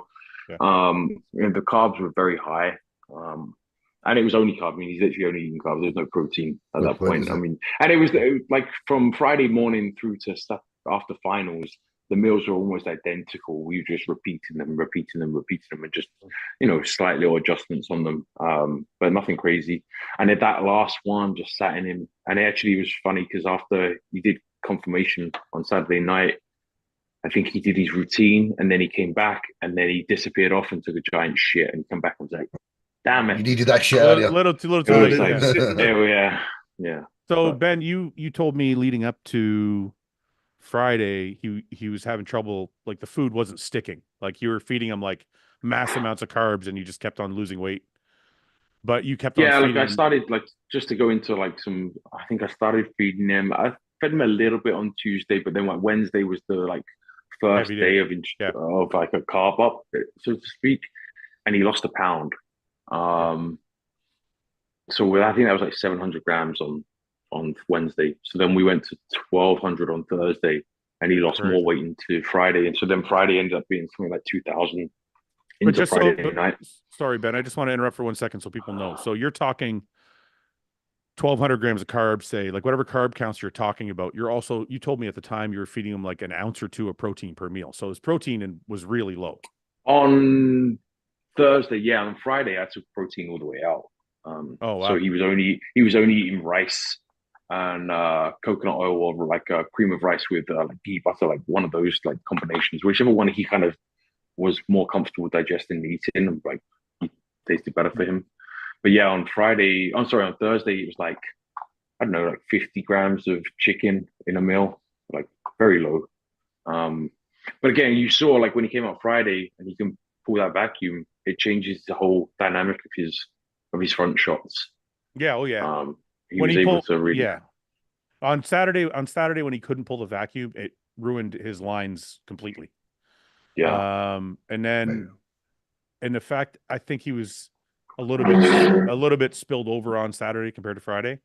Yeah. But fuck, man, I don't think I ever seen him look the way he looked on Friday. I was like blown away because it wasn't like, look, Hottie was sharper, but Hunter was only slightly less conditioned. Hunter was a little bit less conditioned, but had him beat in mass and like some of the poses, like his back fullness. Yeah, his fullness, his back double looked incredible. Like Hunter's back has improved dramatically. When he's in shape and it's crisp, it looks fucking amazing. Which I was probably the hardest on Hunter about his back. Every time you'd send me fucking updates, I would be like, no, his back's not there yet. And then on Friday night, and back double was really good, especially when he's full. And he was like 10 pounds heavier on Friday compared to Italy, to give you an example. What was I going to say? I want to address something somebody said yesterday in a comment section to me. They were saying that if bodybuilding can't get the photo and video right, that it'll never grow. And I'm like, okay, I understand what they mean when it comes to like having better lighting quality or video quality. But they were also saying that we are kind of talking down to them in that if you're not at the show, you can't judge. And I apologize if it's come across that way. We're not trying to talk down to anybody.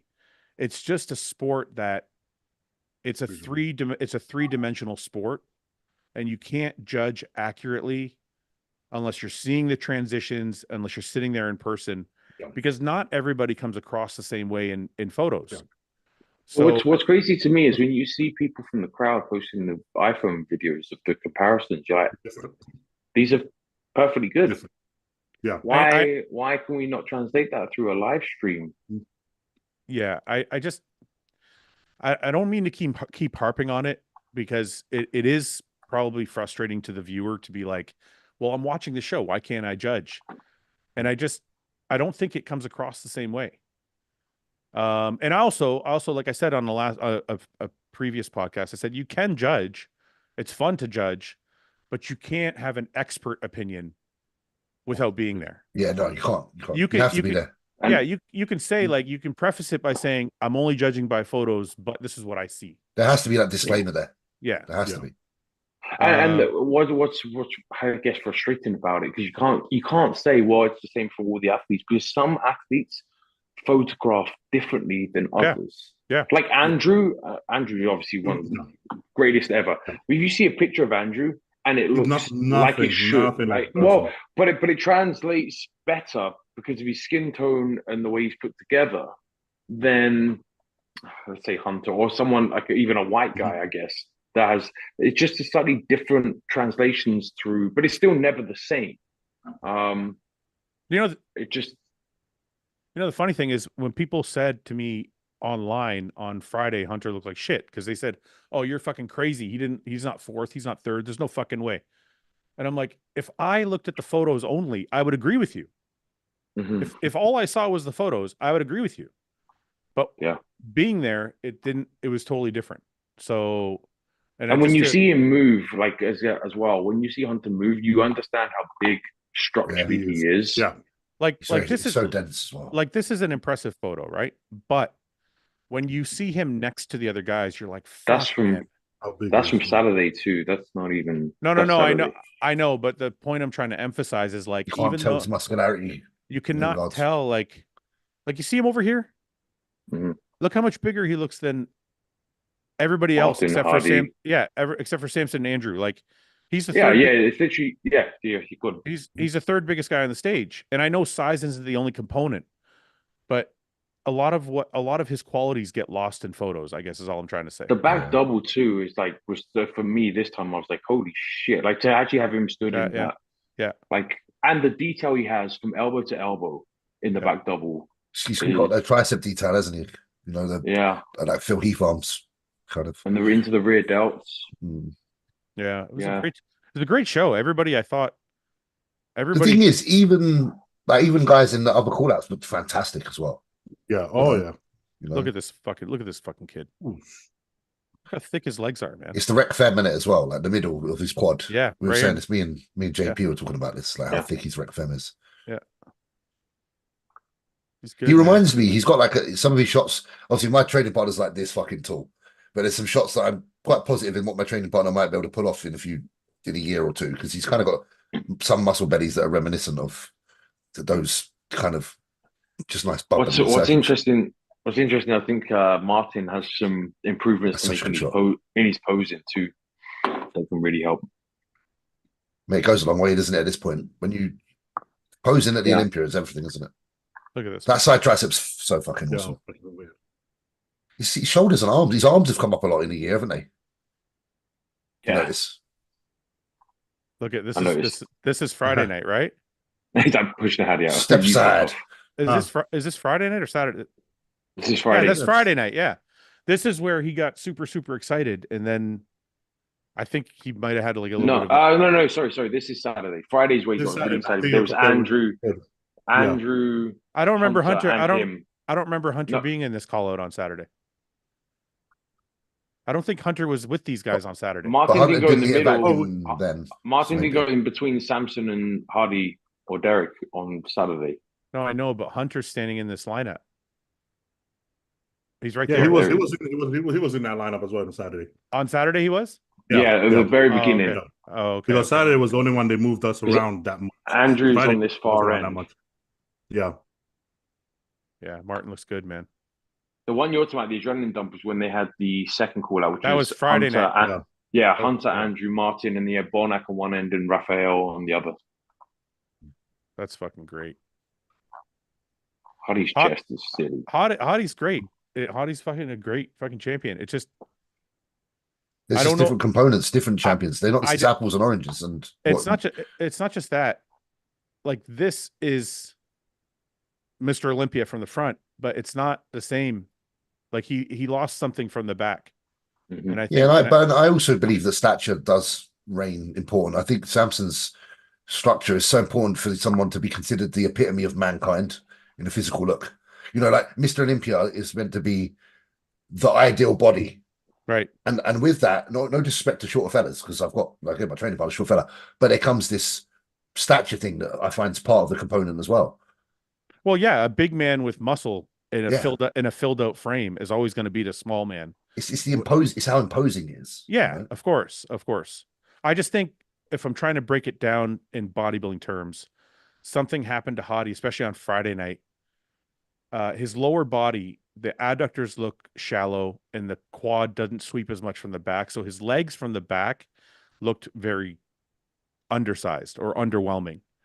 And on Friday night, the back was big and thick and bubbly, but didn't have any dryness to it.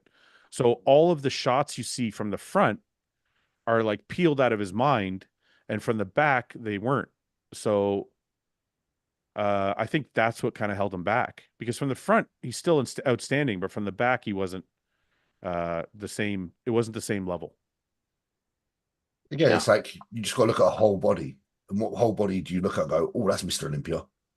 And then you see here kind of where Derek slips.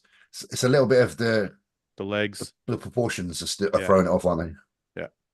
The legs look better when he does that. So the second shot, when he does this. When he has them there rather than too spread, or whatever he did before. Yeah, like that. Yeah, it's just different. I noticed it the first time when he very first walked out, and the front relaxed. Just a bit too top heavy. Yeah. I don't realize the shape on it's crazy. He's crazy. He's so good. Chris retired. Chris retired. Chris is gone. Fair play, man. Fair play to the man. 6-time fucking Mr. Olympia. And not even 30 years old. Actually, you know what I want to touch on? I've noticed a lot of people, because Chris said he was going to put some money back into Classic. And a lot of people are angry because I think Classic's first place was 60 grand and Samson won 600. So they're like, why did Samson win 10 times the amount? Yeah, Samson. People are confused. Yeah, Samson, why don't you give some of the money back? No. I think people are confusing Chris's popularity with Classic's popularity. Those two are not the same thing.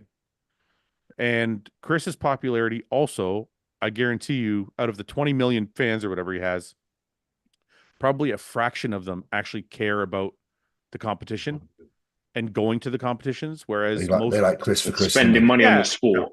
Yeah, they like Chris for Chris. They're buying Chris's merch, they're buying Chris's supplements, they're watching Chris's YouTube videos. But I don't know if they're competitive fans. And if they are, it's a small fraction, in my opinion. Bodybuilding is what's putting this asses in the seats. And I can tell you that firsthand by watching how many people walk out of the auditorium when another class comes on. Yeah. Nobody leaves the auditorium when bodybuilding's on. Nobody. Everybody is fucking glued to their seats. When any other class comes on, that's when people start walking out. And it's not because the other classes aren't popular. It's because bodybuilding fans are the ones going to the shows.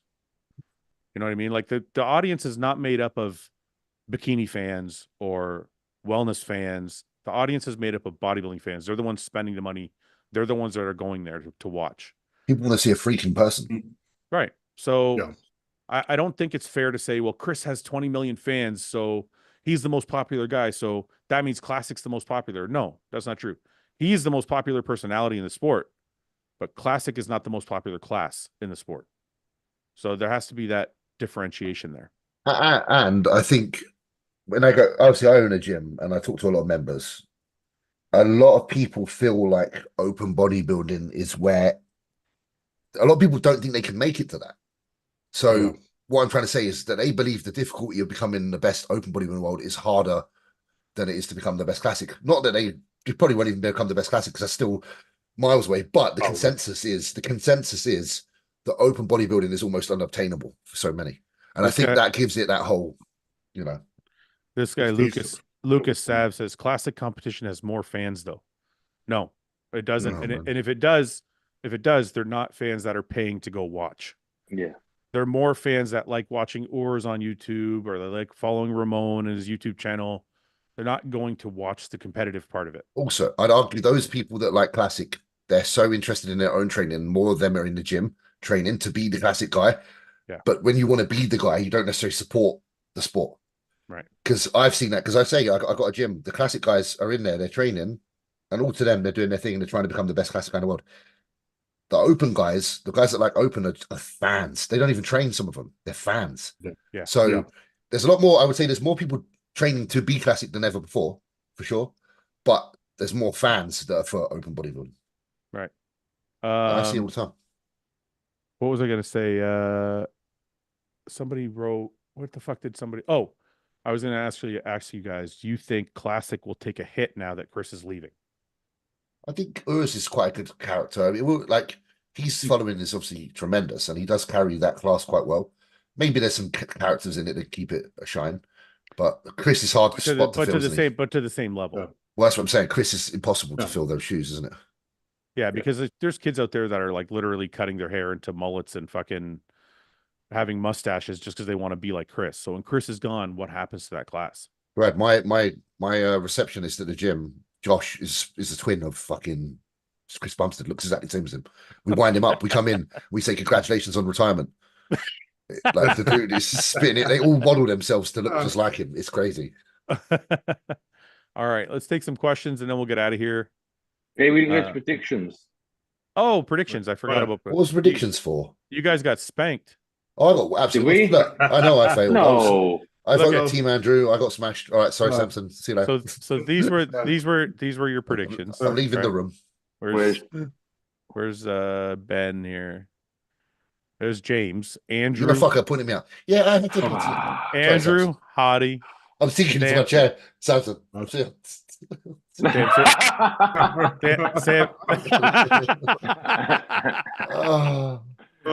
Samson, I got to tell you, I tried to talk him out of it. He wouldn't listen. Do you know what? I was like, someone's got to be like, so you're all making Andrew feel like an outcast. He did actually say that. He's like, I want to be different. So he did actually say, like, I'm just going to do it to be different. You know what? I always find it weird. You know what I find weird? I find weird that like active bodybuilders, they take prediction to heart and they feel offended by it. Samson, it's very weird. Samson, I got 2 guys that won't talk to me anymore solely based on the predictions I've made. Why? No way. It's so bad. It's like it's a sport. It's a sport where this is what makes the sport exciting. People predict what they think will happen. It's nothing to it, but just they think they're predicting what they You're not commenting on whether you like them as a person either, or anything like that. So it's always crazy when you guys I heard you don't have me in top 5. I heard you don't have me right. Yeah. The reason I didn't put Samson first is because I didn't expect you to look as good as you did. That's bottom line. I failed. It's one of those, isn't it? You come in. It's a good thing. You come in and look better than I anticipated. And this is it. But this is like, because I think, especially if you're actively going to be, don't pay attention to predictions. Stop it. Oh yeah. Because if you can't take the idea that people are going to predict based off their opinion, and you just have to be like, oh, okay. But I don't understand you guys take offense to that. Okay, wait. Like it's a personal hit. Okay, hold on a minute. So I just want to address something, because this guy just wrote the thing I hate the most. This guy wrote, bodybuilders are too sensitive. I'm like, okay. No. Okay, so listen, I will agree with you that bodybuilders can be too sensitive, but you have to remember, like, first of all, this is a sport where bodybuilders are directly connected to their fans. It's not like football or hockey or like baseball, where they're getting $1 trillion fucking contracts and they don't have to fucking participate online or anything. This is the one sport where the like Mr. Olympia himself is going to be in a chat talking to somebody tomorrow. Yeah, he's going into a public gym tomorrow. Yeah, you're going to see it. Yeah. So there's a direct connection everywhere. So that's number one. Number two, it's like our whole life is, you've given your whole life to this thing, and when somebody says you're shit, it doesn't maybe it doesn't hurt you the first time, but if you hear it 300 times, you're like, fuck, man. There's going to be a day in there somewhere. Like, let's say most of the time you're okay, right? Let's say 90% of the time you ignore all the shit. There's going to be a day in there. Maybe you're fighting with your wife. Maybe you fucking whatever. Maybe something bad happens to you that day. You're in a bad mood, and someone goes, "You're a fucking cocksucker and you suck as a bodybuilder." You're going to fucking snap back because you're having a bad day. So, listen, any of these people that say bodybuilders are too sensitive, I guarantee haven't had more than 1 compliment in a day, let alone 10 compliments and 300 fucking shit on in a day. So fuck off. You know what's I'm funny, very Ben? sensitive. My estrogen's too high. You know what's funny about that, Ben? So I was getting some heat for a video or some shit like that, and I was talking to Paul about it, and Paul's like, I just fucking ignore them. It's no big deal. I'm like, Paul. No. I'm like, it's easy to say that when you've never had it to you. Yeah, right? So one time, so we do a bro chat, right? I think somebody wrote on there like Paul's got a big nose or something like that. So the next day he's like, is my nose that big? Like, what is I'm like, see? You got a kernel of a fucking and you're like, it affected you. Because everybody, I want to say it's like when you go to that time, obviously everybody's talking about it and they're all shitting their stuff and you try to ignore, and you try to obviously upload on people that you know and say, look, I'm trying to tell them the situation. And they always say the same, just ignore it. And one thing I've come to realize, it's easy to say just ignore it when you've never happened to you. Right. Because even because, use Mel for example. I remember when for years, they'll say things about me and I'll talk to her about, say, man, this is bullshit. You hear what they say? And she always said, just ignore him. This year, she realized she knows absurd that comment is. When it then becomes about you, all of a sudden it's like, what the fuck? I'm like, so I always say to people, like, anytime someone says, just ignore it, I'm like, because it hasn't happened to you yet. The first thing you have to ask them is, has this happened to you? Happened to you? No. And when they say no, then to say you have no. You can't relate. You really can't relate. Okay. Let's go to somebody asked about the prediction page. Is it open for all of us to use? Not yet. It should be ready for the 2025 season. for everybody to get in on the predictions. Okay, let's go to. So did you actually win? Yes. For real? Anyway, so Andrew, wait, let's go to James. James had James had Andrew, Hottie, Samson, Derek, Nick, obviously out, Hunter, Hunter, right? It's not actually. Because he'd have been fifth if Nick hadn't been in. Yeah, but wait a minute. Your top 10 is actually pretty good. It's all there. It's all the right people. I'm pretty good. Yeah. Okay. So Ben, I just fucked up with Samson. Ben, Samson, Hottie, Derek. Hey, that's the top. Andrew. Oh, hey. Hunter. Fitzwater, you fucked it. Wait. But then Brandon, switch those two. De La Rosa. That's not bad. It's well, De La Rosa wasn't in the top 10. Don't me. That's pretty fucking good. Hold up. I feel like my one, all you have to do is switch Samson and Derek, and I've kind of, or no, who did I have? Samson and Andrew, and then I'm pretty close. If you switch Samson, no. Andrew's got to go away. Okay, so I still got the top 10, right? I know the top 10 bodybuilders. Hey, I won. I won. Oh, of course you did. Ben, you're 1 point behind me. No, you've done these maths well, shit. Okay, but there is a caveat. So I did the top 15. There's always a wow. You can never let it happen. I was like Margaret. No, wait a minute. I did more than you guys. I did the top 15. You only did the top 10. So you might have been more wrong. You never gave us the option. I know that because I did it afterwards. So I did the top 15. Mike did the top 10. Ben, you did the top 10. And here's where you were off. You were off. You lost again. I'll do you lost 9 points because Nick didn't do the show. Fuck. Yeah, shit. That's actually out of order. We didn't have that information at the time. By the way, can I point out when we did these predictions, I knew Nick wasn't doing the fucking show, but I didn't want to say anything. You motherfuckers. You should have just sounded like an arsehole with my side top 10. It was when Brett was on, and we all fucking knew Nick was out. I was the only one that didn't know. I actually reminded Brett to put Nick in. I was like, oh, you've left Nick out the top 10. You fuckers. Technically speaking, you all owe me though, because I was the only one that wasn't privy. Ian was bullshit. Negative 20. He lost. He got a couple 2-pointers here with Samson. And third, he got a 3-pointer here with Brandon because Brandon was 9th. And then he fucked up a couple down here with Jewett. Wait. So hang on. He hasn't got Nick because he got hit to predict his after Nick pulled out. This is some bullshit. Oh, that's wanker. Yeah. No, hey, Ian, fuck you. That's the way it goes. Nonsense. You're ahead of Ian anyway. What are you worried about? Because I would have beat you if I didn't. Nick in there. No, where's yours? Have you got Nick in yours? No. It's some bullshit. Yeah, no, this is. But I did 15. It's bad. I lost 9 fucking points, dude. Sorry, bro. That's just the way it goes. Why am I so low down? Shit. Where's James here? Fuck. James. Negative 24. You got screwed by Nick too. I got screwed, yeah. I literally got screwed. You lost 4 points because of Andrew. Yeah, I did fuck up with that. Paul was 9th. Yeah, but none of these count because none of them got Nick in there. Nick's a big one. Oh, they count. Sorry. Roman. Oh, Roman dead last. Yeah, see, I beat Roman. He's got Nick here. You got Nick too. Negative 11. Poor guy. Okay, let's see what happens here. Well, we can't check because you didn't do the 11 through 15. Yeah. All right, so say I would have put Bonnick in there. I'd have fucking won by easily. Sorry, you didn't win. I'm taking the moral victory. Well, you could. I'm taking the moral victory. I know. Listen. I got the people's champ on this one. That's why I'm taking the. All I know is on the leaderboard, I'm first. That's all I know. Fuck you, so rigged.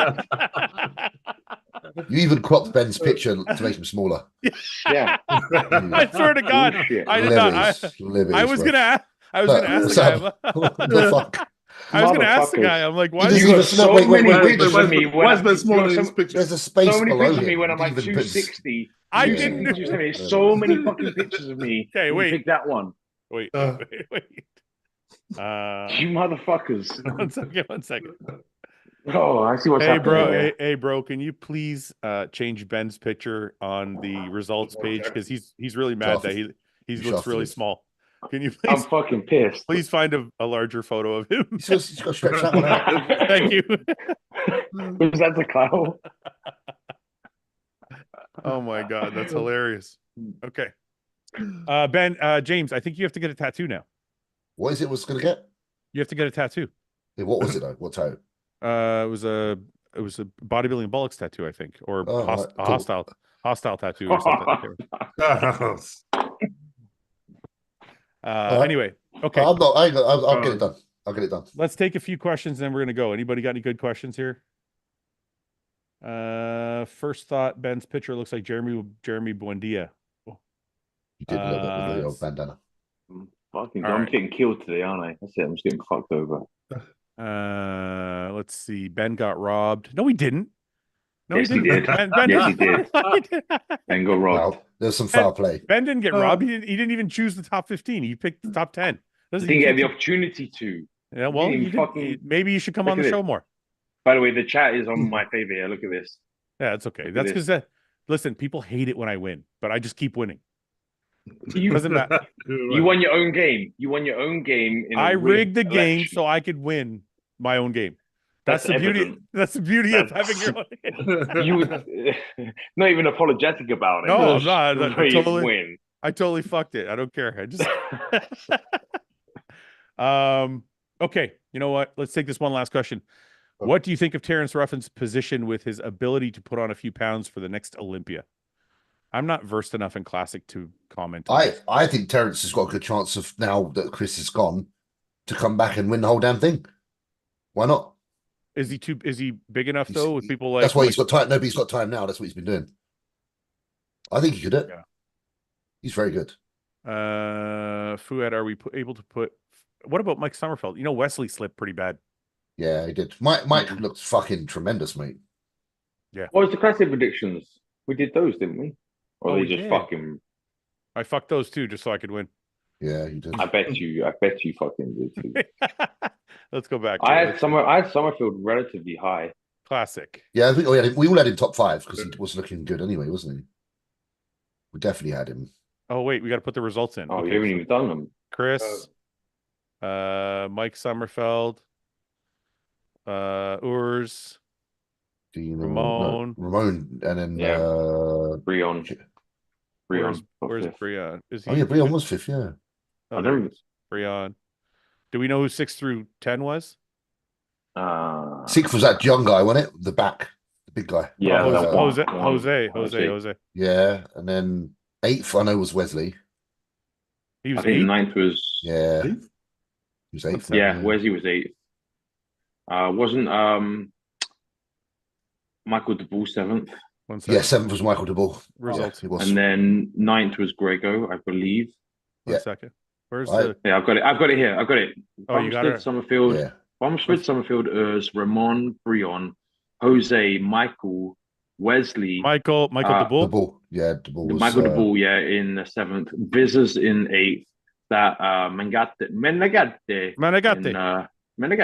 9th, and Gregor was 10th. Sorry. Where's Menegate? He's not in here. Menegate. Yeah, we definitely put him in there. Okay, then who else? Who's 10th? Gregor was 10th. Grego. All right, let's see what happened here. Generate results. Results are being calculated. Here we go. This is quite no one did top 15 here, right? Oh, Ian, Paul, Seth, Brett, James. I beat you, so I'm happy. 6th. I beat you, so I'm happy. See, I didn't rig this fucking shit. I'm 6th. Ben, equal to me. You're last place. Yeah, we're both last. No, sick. We're not last. We're sick. Come on, man. Positive mental attitude. Paul took 2nd, eh? Who did Paul pick? Oh, he only picked top 5. That's why. Wait a minute. Wait a minute. Wait. There's a caveat here. What's that? Okay, he picked 7. Why? Oh, we're all. What's a top 7 prediction? Brett did 10. Wins. So Brett wins. Yeah, Brett wins. James did 10. Yeah. Did I do 10? So if we did 10, I'm better than you. Yes. Oh yeah, Brett classic predictions. I took a dump on Visitors. Yeah. Who did Brett have in 2nd? I took a dump on Visitors. Where'd you put him? 2nd. Yeah, I think a lot of us had him quite high. I had him second. Well, rightly so. I had him 2nd as well. Did anyone not have him in 2nd? Probably Ian. Ian of anyone. Where's the? Brett has him 4th. No. That's how Brett won. Didn't have Wesley up that high. Look, everyone had Wesley second. So Brett's really the winner there. Brett's the winner, yeah, because the other guys only picked 5 people. Yeah. Okay. Just like I'm the winner because I picked all 15. Same thing. You have to apply the same standard. You have to apply the same standard. Wasn't given the opportunity. You have to apply the same standard. Yep. That's all there's to it. That's it. You motherfuckers will do anything so that I don't win. You came last. You came first on one and last in the other. Hey, I got to ask you guys something because we were talking before we go. I got to talk to you about it real quick. We were talking about short forms for shit and if it's racist. So if somebody called me a Leb, for example, instead of like a guy from Lebanon, I wouldn't be offended. I'd be like, whatever, call me a Leb. Right? Yeah, it's a bit like in England when you used to say Pakistani person, you call him a Paki. It's like, yeah, that's what I found out. Because people say that on purpose. Well, that's what I'm saying. I found out in the UK, it's like a big fucking deal. Oh yeah, it's because there's a tone to it, you know. Yeah, but if somebody's from Pakistan and you call them a Paki, why is that offensive? That word when you were a kid, like it's an undertone to it. It's an undertone to it. Really? It's the same with with like a spastic, right? Spastic used to be the medical term. Yeah. Right? And then we turned it into a derogatory term. No, it's not the same because I'm saying all you're doing is shortening it. Like it's weird because someone said Brit in the chat. Brit's not like doesn't sound offensive at all. Why does Paki then sound offensive? I don't know. Isn't it? I think it's because it's just the word that when you were young you knew it. I don't like hearing that, man. Yeah, it's a bit strong. It's like, so I got any Pakistani. I had a Pakistani driver today from a cab. Lovely guy. Took enough against Pakistani people. So please don't think I said Paki to try and be horrible. I swear I didn't. All right. Well, they were telling me that I can't they were telling me obviously the historical context is what matters. Like so saying like a Japanese person is a Jap is wrong. Yeah, that's because you used to say Japs like, isn't it? That's a little bit associated with like that. I think the Jap thing is because we used to say that about the penis. JR is saying, was Fouad not born or raised in Canada? Come on, man. Yeah, I was born in Canada. What do you mean? What do you mean? Come on, man.